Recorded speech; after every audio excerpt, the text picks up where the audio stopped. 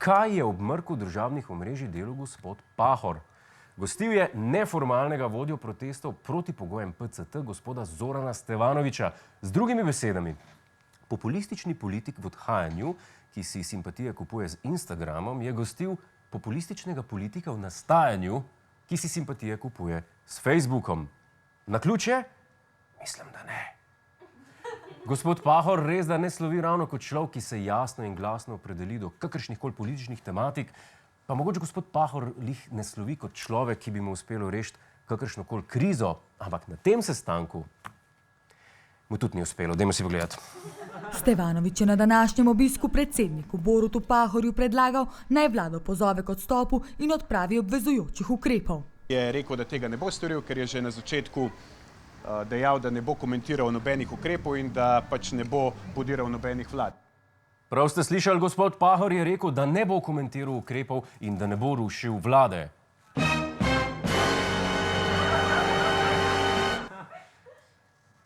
Res me zanima, kaj gospod Stevanovič misli, da se bo zgodil.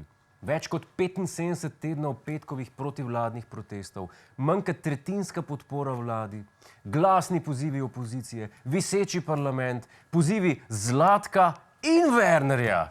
Nič izmed tega ne zgane gospoda Pahorja. Ko pa enkrat do njega pride en mestni svetnik s čudnimi predstavami o covidu, bo pa kar naenkrat rekel, kaj? Imaš prav, Zoran, ta vlada mora pasti še danes. Nad obiskom gospoda Stevanoviča pa niso bili navdušeni niti poslanci.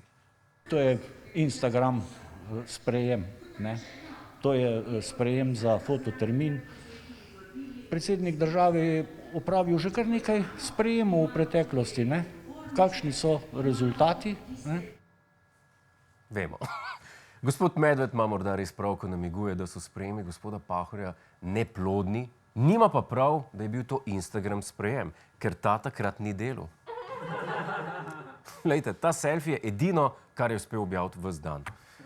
Je pa zanimivo, da opozicija nasprotuje sestanku, kjer povabljeni skuša doseči enako kot oni, odstop vlade. To je približno tako bizarno, kot če bi Modrijani proti organizaciji veselic bili. A ni, no?